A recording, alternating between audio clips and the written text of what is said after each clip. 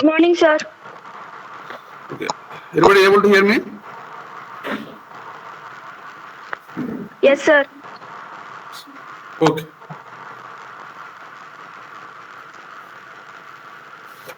So today's topic is about occupational lung disorders. I am Dr. Rakesh, Assistant Professor from Department of Pulmonary Medicine. So the topic for today I am going to give a brief explanation regarding about occupational lung disorders.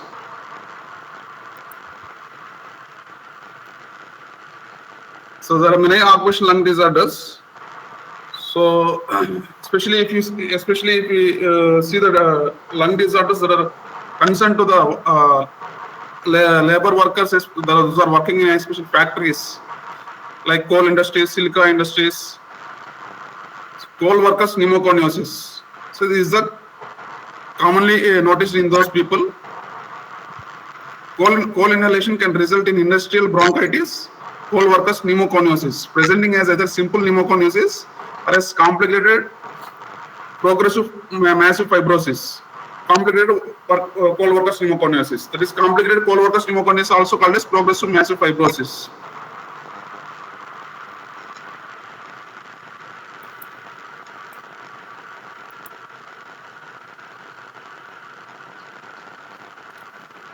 Three criteria are essential for the diagnosis of coal workers pneumoconiosis.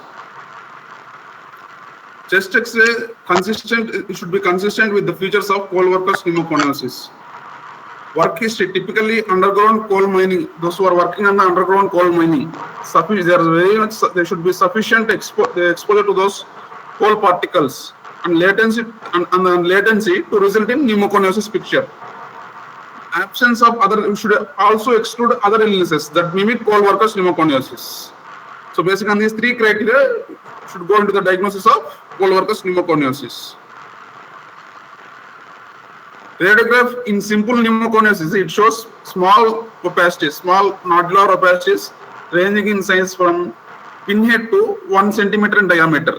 So small circumscribed nodular opacities will be present in the radiograph chest X-ray picture. Size ranges from pinhead to 1 centimeter in diameter. These rounded nodules predominate and tend to appear first in the upper zones, and then they progress to the middle and lower zones as the number of opacities increase. With prolonged exposure, excessive exposure, these small opacities coalesce and form larger opacities, typically in the upper zone. Okay, so these are recognized as, in this condition, if the number of opacities gradually increase, or they may increase gradually, or may they increase very within a short period. Also, they multiply and increase in many numbers. So these opacities, if the number of opacities, especially in the upper zones, increase, multiply and increase in their number, they coalesce and form very large, fluffy opacities, typically in the upper zones. This condition is recognized as progressive massive fibrosis. Because of this, more and more large opacities, there will be some amount of fibrosis undergoing in that particular area. It gives rise to progressive massive fibrosis. This is also called as complicated coal workers pneumoconiosis. Okay. So this progressive massive fibrosis, that is complicated coal workers pneumoconiosis, it is characterized by one or more large opacities that are greater in size of 1 centimeter, more than 1 centimeter in diameter. Associated distortion of lung architecture. Because of this fibrosis, the lung architecture will be distorted. Typically includes the deviation of the trachea and major airways to the side of most prominent area of colons. So where the more amount of fibrosis is present, to that side, there will be shift of the trachea, there will be shift of the mediastinum. Loss of the upper zone lung volume, elevation of the hilar basilar emphysema, typical of a pan-Asner type. So if there is loss of lung volume, there will be compensatory hyperinflation. So there will be development of even emphysema can also be there. Appearance of a cavity in progressive massive fibrosis lesion or an aggressive rate of radiographic progression should prompt the examination of sputum for mycobacterial infection. See, if the number of infiltrates, with not only the infiltrates are present, but also if you see the cavity lesion, if you see the cavity lesion, if the cavity is a very thick walled cavity, if the cavity is very thick walled cavity with or without some necrosis findings, and the infiltrates, especially if they mimic tuberculosis, like ill-defined like acinar shadows, then you have to, it is better to rule out even tuberculosis infection also. Sometimes even tuberculosis infection along with cold workers pneumoconiasis along with silicosis may also coexist. Differences in tissue response to cold dust in those who remain with simple cold workers pneumoconiasis and those who progress to progressive massive fibrosis include inhalation of significant amounts of silica in addition to coal in mine dust. So there will be inhalation of also silica addition with coal in mine dust. Infection with atypical mycobacterial organism. Development of specific immunological factors which are responsible for the progression. These are all the differences in tissue response to cold dust in those who remain with simple cold workers pneumoconiasis and the who progress to progressive massive fibrosis. So we should include the other differences along with the like the amounts of this even the exposure to silica, infection with atypical mycobacterial infection. So we have to consider all remaining factors also, like infection with mycobacterial tuberculosis or infection with atypical mycobacterial infection, exposure to silica particles, not only with coal particles. So these differentials also should consider when you are making the diagnosis or when you are confirmly saying it is purely cold workers pneumoconiasis or it is purely silicosis, like this. So this radiograph chest X-ray is showing. So typically you see the ill-defined reticular infiltrates with some nodular opacities, some circumferential nodular opacities are present. So predominantly you are able to see in the upper zone of the lungs. So the upper zone means if you radiologically to say it is upper zone, the posterior part of the second rib, up to the posterior part of the second rib, it is considered as the upper zone radiographically. So if you see this upper zone of the chest X-ray, it is showing predominant infiltrate as compared to middle and lower zones. This is an example for cold workers pneumoconiasis. This picture is related to cold workers pneumoconiasis. So again, few more X-rays, chest X-rays. So here also predominantly there is upper zone predominant. So you see the arrow marks. The arrow marks are pointing. So the opacity is the number of opacity multiplied in number.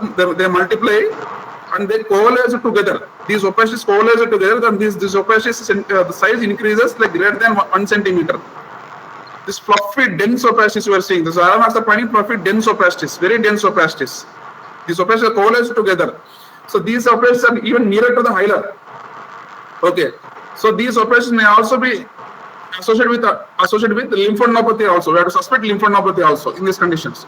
These arrow marks which are pointing, which are showing the dense coalesced opacities goes in favor of progressive massive fibrosis. This one more example, multilobar dense opacities. Example for again pneumoconiosis. Silicosis. So if you come to silicosis pathogenesis, there will be inhalation to the crystalline silica particles. So these are inhaled while the respirable sized particles are deposited in the distal airways and the alveoli. Okay, so in these particles they will be deposited in the distal airways and alveoli. These silica crystalline particles. Alveolar macrophages ingest the silica particles, migrate into the interstitium. Alveolar macrophages ingest these silica particles are ingested by the alveolar macrophages by the basic immunological response. With the immunological response, the alveolar macrophages come into play and they engulf these silica particles. They migrate into interstitium and enter lymphatic systems and they further transfer to the regional lymph nodes. If you see the chronic or classic silicosis, the physiology of chronic silicosis involves chronic inflammation due to the accumulation of variety of inflammatory mediators. So there will be accumulation of variety of inflammatory mediators like interferon gamma, IL-1, IL-6, IL-4, IL-13. Okay, and fibrinogen elements. Fibrinogen elements are fibrinogen mediators, especially TGF beta, IL-3, IL-13. Okay, these are fibrinogen mediators. So there should be balance between these fibrinogen mediators and the inflammatory mediators. That is the TH1 response and TH2 response. If the balance between TH1 response and TH2 response is disturbed, there will be more and more inflammation, there will be more and more fibrosis and more disease progression. The simple chronic silicosis develops following exposure to low to moderate concentration of free silica over 20 years or more. Initially, there is collection of silica-laden macrophages in the loose reticular fibers in peribronchial region, perivascular, paraseptal area, subpleural areas also. So almost the entire lung will be deposition of these silica particles, silica-laden macrophages. These silica-laden macrophages, they will be initially present in the loose reticular fibers in the peribronchial, perivascular, paraseptal and subpleural areas, all areas. Later, there is formation of silicotic nodules in which the central area. So later there will be formation of silicotic nodules, dense silicotic nodules, in which the central area gets organized with a concentric whorl-like arrangement of collagen tissue. Accelerated silicosis. This condition is encountered in persons who are exposed to heavy amounts of silica. There is heavy amounts of silica exposure. The silicosis disease will be accelerated. Often over a period of 5 to 10 years. Within a period of 5 to 10 years, significant disease, the patient will come with very significant disease, with a significant amount of fibrosis changes. Acute silicosis is rare but often fatal. It is likely to occur in workers as a consequence of intense exposure to very high concentrations of silica over a period varying from several months to about 5 years. So several months to up to about 5 years.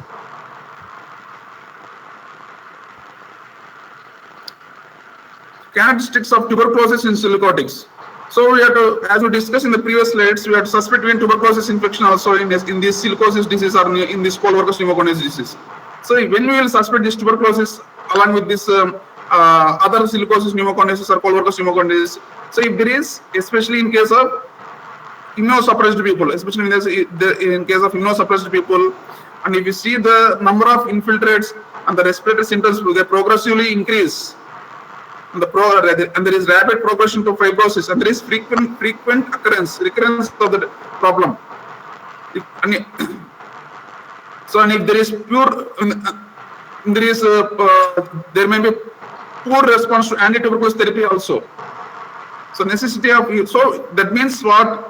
So not only tuberculosis, because of other factors like silicosis or Coloworkers pneumoconiosis, the patient may respond even. There will be poorer response to anti-tuberculosis therapy. In this condition, it is necessary to extend the duration of the treatment. Important complications seen in patients with silicosis: pulmonary hypertension. So there will be significant pulmonary hypertension, callpulmonary. So you all know callpulmonary. Callpulmonary is obstructive lung diseases with pulmonary hypertension. Generally, those the terminology called as callpulmonary. Okay. So, of course, in these patients of silicosis also, there will be development of callpulmonary, chronic respiratory failure, respiratory infections like tuberculosis, atypical mycobacterial infections. Okay, silicotuberculosis. There will be combination of tuberculosis, silicosis, both. Silicomycosis with fungal infection also. Autoimmune disorders, like necrotizing nodules. Kaplan syndrome. This Kaplan syndrome, the term Kaplan syndrome is referred when we find necrotizing nodules in case of Coloworkers pneumoconiosis. Scalp carcinoma, acute axillary silicosis, alveolar proteinosis, massive pulmonary fibrosis. These are all important complications seen in patients with silicosis. See, this chest X-ray is showing. So left side chest X-ray is showing a picture of silicosis. So here also you are able to see reticular infiltrates, along with the nodular infiltrates. Almost entire lung is involved, upper zone, mid zone, and lower zones. So on the right, to my right side, the chest X-ray it is an example for asbestosis. So you see the arrow marks pointing, especially towards the peripheral regions. These are calcified areas. Peripheral areas, the arrow marks which are pointing, it's showing calcified areas. These calcified areas seen especially in case of asbestosis, typically in asbestosis. That is the two in peripheral areas. So berylliosis, acute beryllium disease. Beryllium enters the lungs. This is how beryllium also enters lungs by inhalation route. Massive exposure Massive exposure to beryllium induces a generalized acute inflammatory reaction in the respiratory tract and alveoli result in tracheobronchitis, chemical pneumonitis also. Chronic type has a delayed onset with a granulomatous response and pursues a chronic course. Long-term exposure is responsible for a mixed pattern of lung function impairment. There is a mixed pattern, means both obstruction restrictive disease pattern will be there. Pulmonary fibrosis, because of the development of pulmonary fibrosis, cavitary lung lesions, pneumothorax, respiratory infections are also possible if there is long-term chronic exposure. It can also develop in non-industrial workers also. This beryllium exposure can also develop in non-industrial workers also who reside near beryllium plants, exposing themselves to airborne emission from the plant. This is characterized by the formation of granulomas glycosis due to delayed mediated immune response to beryllium particles in the lung. So type of berylliosis and their respective clinical features. Beryllium hypersensitivity, acute beryllium disease, beryllium hypersensitivity. Usually these patients are asymptomatic. Sometimes you may find skin rashes, nasal constitutional symptoms like low-grade fever, body easy fatigability. Okay, positive beryllium lymphocyte transformation test, progression to berylliosis. Acute beryllium disease. This disease is irritative. Chemical phenomenon can cause acute tracheobronchitis, further leading to chemical pneumonitis. So again, this third type, chronic beryllium disease. This develops gradually over years. So this clinical features characterized by increasing dyspnea, cough, weakness, fatigue, weight loss, systemic manifestations also like pulmonary fibrosis, chronic colitis with the development of pulmonary hypertension, followed by even systemic hypertension may also develop. So this is again chest X-ray of this pneumoconiosis, especially like. So the arrow mark, if you see the arrow mark, the red arrow mark is pointing towards the nodular lesion which is nearer to the hilum region. This can be even lymph node also. So in this chest X-ray, predominantly upper zone lungs are reticular nodular infiltrates are present. This can be example of with the berylliosis or with the other pneumoconiosis also. This one more examples. You are able to see cavity lesions. If you carefully see, if you are able to see the cavity lesions and some areas of emphysema areas are also present. Upper zone emphysema areas also present in this X-ray. Hard metal lung diseases. Hard metal is generally produced by compacting powdered tungsten carbide, cobalt, and some other agents into polycrystalline material. This process is known as sintering. Hence the term called sintered carbides or cemented carbides. Types of immune response in metal-induced lung disease: antigen-specific cell-mediated immunity, titanium, zirconium, aluminum, cobalt, gold, giant cell granuloma formation by hard metal like tungsten carbide, cobalt can also result. Foreign body type reaction is noticed in case of exposure to copper, barium, these hard metals. Aluminum, here we can find chest X-ray show reticular infiltrates, usually bilateral infiltrates, predominantly upper zone involvement. So hard metals like barium, small round reticular bases, you can see hard metals like cobalt, copper. So hard metals like aluminum, barium, cobalt, copper, all this exposure to these hard metals can result in a significant amount of reticular and nodular infiltrates, even sometimes miliary shadows also. Sometimes miliary diffuse involvement with miliary shadows in the both lungs. And even fibrosis may also develop. Similarly, gold, titanium, zirconium. Asbestosis related pulmonary problems. Asbestosis pneumoconiosis. So in the previous slides, one chest X-ray I have shown you. So in case of asbestosis, you will find the chest X-ray will show calcified lesions typically at the peripheral part of the lung. Peripheral part of the lung, you can find calcified lesions. We have to suspect asbestosis related. Is there asbestos related disease? Pleural plaques, the formation of pleural plaques in asbestosis disease. There may be benign pleural effusion. Diffuse pleural thickening can be there. Pleural mesothelioma also. As the disease of asbestos progresses, it may result in pleural mesothelioma also. Lung cancer. Clinical manifestations seen in some patients with asbestosis. Subjective respiratory complaints. So there will be significant subjective respiratory complaints. These respiratory complaints may vary from like the breathlessness to even fever also, because if there is associated infection, with or without infection also. Because of chronic inflammation, the patients may exhibit fever. So breathlessness, cough, fever. So these all problems will be there. So and there will be, because of fibrosis, there will be a restrictive pulmonary function test. Forced vital capacity will be decrease, will be 80 less than 80% predicted. It will be decrease in forced vital capacity, that is to about less than 80% predicted. You may find finger clubbing, basilar crepitations. So all these manifestations can be noticed with asbestosis. So this is chest X-ray of asbestosis disease. So peripheral region, if you compare central hilar part with the peripheral coastal region of the lung, we are able to see dense opacities. These dense opacities are also called, these dense opacities are pleural plaques. These are pleural plaques seen in case of asbestosis. Occupational asthma. It is defined as a disease characterized by variable airflow limitation under non-specific bronchial hyperresponsiveness due to causes and conditions which are attributable to a particular occupational environment and not to stimuli encountered outside the workplace. So asthma, you all know asthma. So asthma is triggered whenever a foreign body or any antigen come in contact with a person, and thereby the person will be sensitive to that antigen, thereby aggravation of the immunological response with the help of T cells. Thereby, because of the hypersensitivity reaction, formation of the mucus plugs, bronchial narrowing, all this will occur in case of normal asthma patients. Here also same thing, but the condition is these asthma-like symptoms will be experienced in patients who are working in that are pertain to the workplace. So that is the term. That's why the term occupational asthma is used. It includes both the immunological and non-immunological causes. Immunological occupational asthma occurs upon exposure to an agent after a latent period of immune sensitization. Non-immunological asthma may or may not occur after a latency period of exposure to an agent which does not induce immune sensitization as determined by currently available technology. So this is non-immunological. Even non-immunological asthma-like symptoms without proper immunological response also can exhibit in this occupational asthma condition.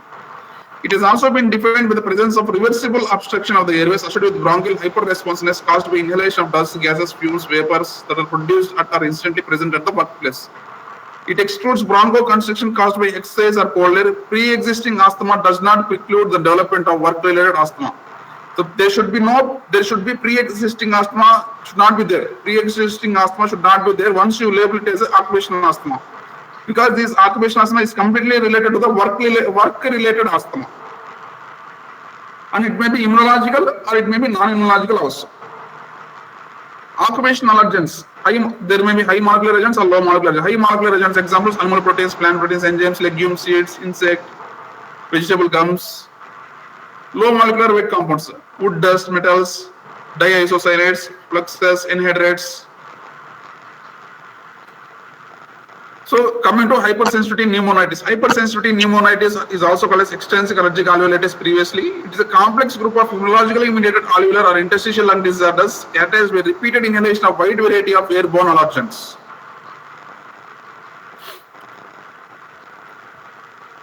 So diagnostic criteria of this hypersensitivity pneumonitis. So major criteria. There will be history of compatible symptoms that appear or worsen within hours of antigen exposure.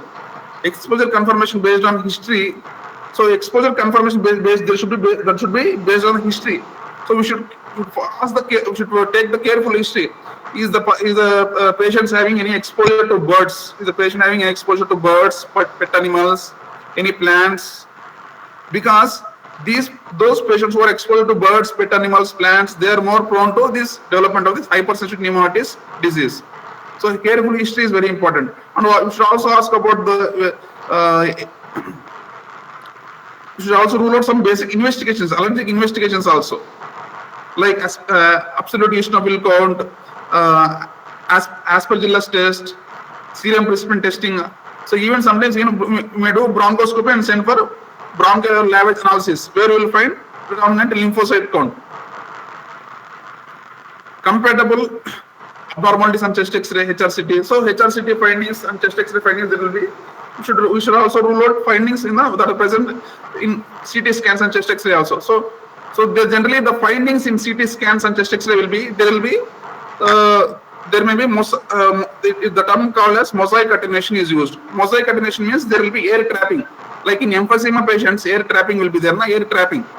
So there will be difficulty in expression because of this. There will be air trapping. That means there is emphysema areas. So there will be emphysema areas along with some ground glass opacities. That is the haziness. Ground glass opacities means haziness or typical consolidation may be there.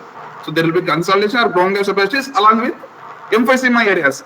This is a classical CT scan picture or chest X-ray picture that is found in case of hypersensitivity pneumonitis picture. So the bronchoalveolar level, there will be lymphocytosis. Lymphocytosis predominant will be there, and neutrophils will be very minimal. Compatible histological changes on biopsy. So there should be compatible histological changes on biopsy. Positive natural challenge. So there will be positive natural challenge in reproduction of the symptoms and laboratory abnormalities after exposure to suspected environment. So this is even the inhalation challenge test can also be done. Inhalation challenge with the help of. So if you suspect any particular antigen or foreign body that is responsible for this hypersensitivity pneumonitis, so those particular antigen or foreign body inhalation challenge tests also can do. So these are all included on the major criteria. So minor criteria, on auscultation may find basilar crepitations. There will be diffusion. There will be decreased diffusion capacity, DLCO, diffusion lung capacity or carbon monoxide test. So DLCO is the pulmonary function test. So there will be decreased DLCO. There will be hypoxemia. There will be significant arterial hypoxemia. The oxygen saturation will be decreased significant, even at rest with exercise also. Toxic inhalations, thermal injuries. So some toxic inhalations or thermal injuries can also result reactive airway dysfunction syndrome, irritant-induced asthma, bronchiolitis obliterans. Bronchiolitis obliterans means here also same like this condition is also same mimic emphysema. Bronchiolitis obliterans also mimic emphysema because we can find air trapping in these patients also. Air trapping along with some ground glass opacities or not some nodular opacities. ARDS, acute respiratory distress syndrome. So all this can result with toxic inhalations or thermal injuries. So some examples for specific inhaled toxins. Bhopal methyl isocyanate disaster that is seen in, that is noticed previously in Bhopal gas tragedy. Nitrogen oxide, sulfur dioxide, phosgene, ammonia, chlorine, chloramines, hydrochloric acid, cadmium, zinc chloride. All these examples for inhaled toxins. Tear gas. Tear gas is the name collectively given to disabling chemical irritants, of which there are more than a dozen chemicals, but the 5 commonly used chemicals in the preparation of this tear gas are 2-chlorobenzene, benzyl iodine, malonitrate, 1-chloroacetophenone, dibenz 1,4-oxazepine, polyoresin capsicum, pelargonic acid vinyl amide. So all these chemicals are used in preparation of tear gas. This tear gas is this inhalation of this tear gas can result in significant lung damage. Ultimately, the patients may even go into sudden cardiopulmonary arrest. Even may go into death also immediately. Systemic illness from inhaled toxins, metal fume fever, organic dust toxic syndrome, smoke inhalation lung injury. These are all again can lead to systemic illness. So this slide just for some information. Even the drugs, there are many drugs are present that can cause significant disease like cancer, chemotherapy. Okay. That can cause significant pulmonary toxicity. There are many like interstitial lung diseases, like interstitial lung diseases.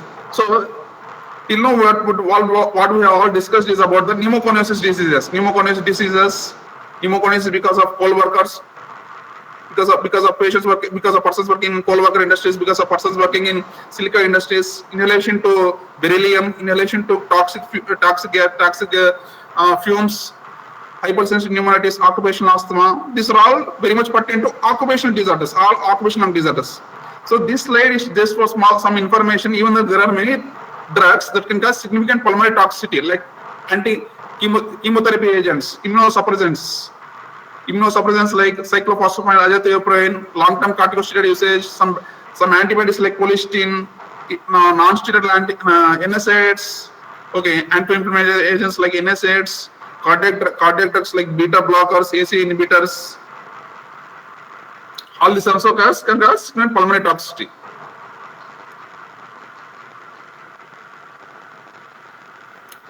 Thank you.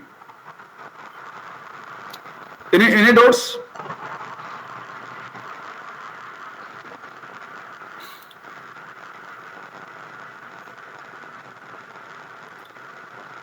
You are happily welcome if you have any doubts. Are you able to hear me?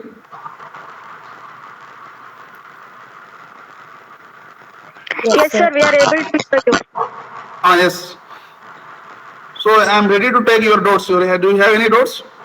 No problem. We still have time. 5 more minutes we are having, I think.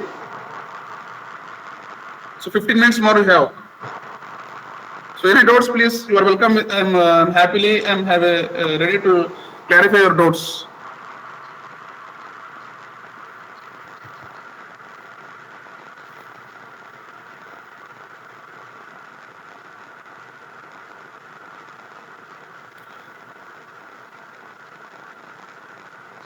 Do you all understood about this occupational lung disease?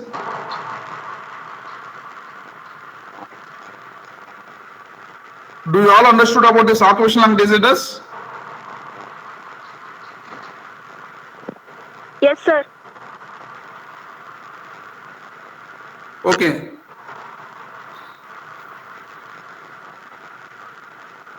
So I am able to hear only one single person's voice. I am unable to hear other persons.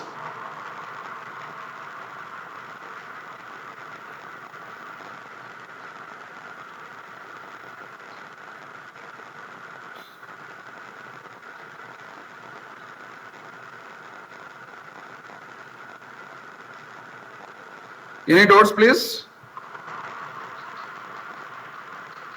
No, sir. No, sir.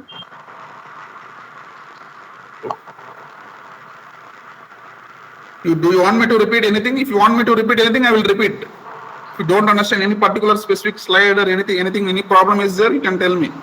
I will repeat those particular points. Anything is there? You want? Please free. Let me know. Let me know. Please be free.